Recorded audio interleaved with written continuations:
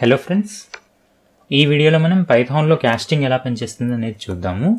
Type casting అనేది ఒక data టైప్ని ఒక రకంగా మనం ఇనిషియలైజ్ చేశాక దాన్ని ఇంకొక రకమైన డేటా టైప్గా మార్చడాన్నే క్యాస్టింగ్ అంటాము. అంటే ఇంట్లో ఒక వేరియబుల్ని ఇనిషియలైజ్ చేసి దాన్ని స్ట్రింగ్గా మనం వాడాలన్నా, లేక స్ట్రింగ్లో ఒక వేరియబుల్ని ఇనిషియలైజ్ చేశాక ఆ స్ట్రింగ్ని తీసుకొని మళ్ళీ దాన్ని ఫ్లోట్గా మనం దాని మీద మ్యాథమెటికల్ ఆపరేషన్స్ చేయాలన్నా వీటన్నిటికీ ఇది అవసరం పడుతుంది అన్నమాట. సో బేసిక్గా మనకి 4 టైప్స్ ఉన్నాయి కదా డేటా టైప్స్ ఇప్పటివరకు చూసింది: ఇంట్, ఫ్లోట్, స్ట్రింగ్, ఇంకా బులియన్. సో వీటి లోపల కంపాటబిలిటీని చూసుకుంటూ ఒకదాని నుంచి ఇంకొక దానిలోకి మార్చుకోవచ్చు అనమాట. ఉదాహరణకి a = int of 1 అని ఇచ్చాను అనుకోండి. మీరు కుడివైపున చూస్తుండండి, ఇదే వేరియబుల్కి ఏమేమి చేంజెస్ అవుతున్నాయి మనకి కుడివైపున కనిపిస్తాయి అనమాట. సో a ఇనిషియలైజ్ అయింది ఇంట్గా, ఓకే. సో అలాగే bని int of some 5.6 అని తీసుకున్నాను. 5.6 అనేది ఫ్లోట్ అని మనకి తెలుసు.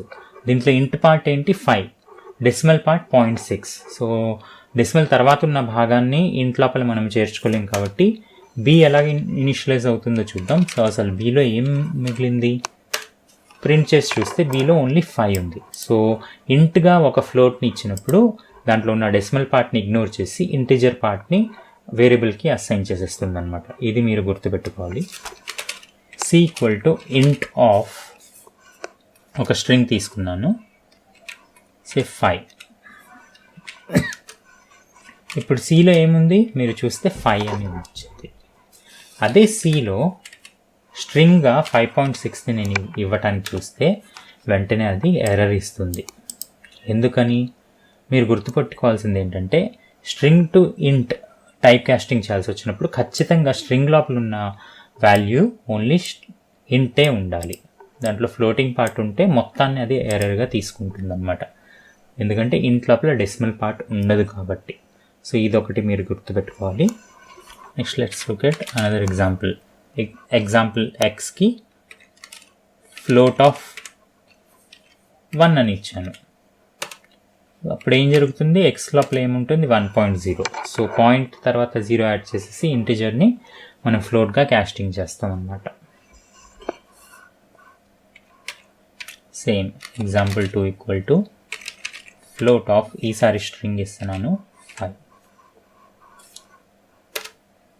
x2లో ఏముంది ఇప్పుడు మీరు చూస్తే 5.0. Same 5.6 something. x2లో ఇప్పుడు ఏముంది 5.6 వచ్చేసింది. సో స్ట్రింగ్ లోపల మీకు ఫ్లోటింగ్ వాల్యూ ఉన్నా కానీ ఫ్లోట్కి మనం అది టైప్ కాస్టింగ్ చేసేయచ్చు.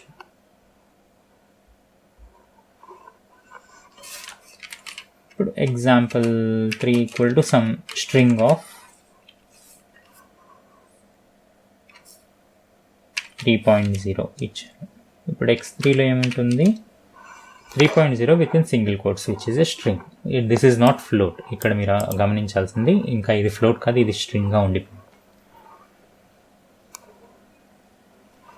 Similarly, some string = string of s1. ఇప్పుడు htలో ఏముంది s1 within single quotes, which means s1 is a string, st is a string. ఏంట కానీ ఏ వేరియబుల్ ఏం టైప్ ఉంది తెలుసుకోవాలంటే మనకి టైప్ అనే ఒక ఫంక్షన్ కూడా ఉంది. So type of variable name, type of st ఏంటి, క్లాస్ str. సో ఈ క్లాస్ తర్వాత ఉన్న సింగిల్ కోట్స్లో ఉన్న వేరియబుల్ని ఈ స్ట్రింగ్ ఉంది కదా str అంటే దాని అర్థం స్ట్రింగ్ అని. Similarly what is x3, we know type of x3 is string again. What is type of x2? Float. What is type of x? Float again. What is type of a? Int. What is type of b? Int. What is type of c? Int. So మన దగ్గర ఉన్న variables అన్నిటికీ సంబంధించి వాటి type ఏంటి తెలుసుకోవాలంటే type of that variable name పెట్టేస్తే మనకి దాని డేటా టైప్ తెలుస్తుంది అనమాట. సో ఫ్రెండ్స్, ఈ వీడియోలో మనం ఒక డేటా టైప్ నుంచి ఇంకొక డేటా టైప్కి ఎలా మార్చుతాము అనేది చూసాము. సో స్ట్రింగ్ నుంచి ఇంట్కి, ఇంట్ నుంచి స్ట్రింగ్కి, అలాగే ఫ్లోట్ నుంచి స్ట్రింగ్కి, స్ట్రింగ్ నుంచి ఫ్లోట్కి మనం వేరియబుల్స్ని డేటా టైప్ని మార్చొచ్చు అనమాట. ఇప్పుడు కొంత ఎక్స్పెరిమెంట్ చేద్దాం. t = ట్రూ అని ఇనిషియలైజ్ చేశాను అనమాట. ఇప్పుడు t టైప్ ఏంటి?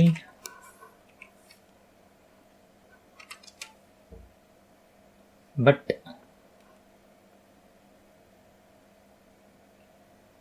s =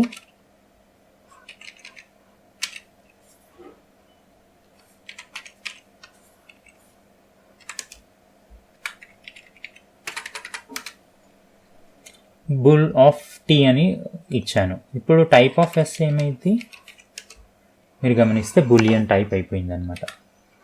సో స్ట్రింగ్ లోపల ఒకవేళ ట్రూ, ఫాల్స్ కానీ లేదా టీకి పనిచేసిద్దో లేదో చూద్దాం.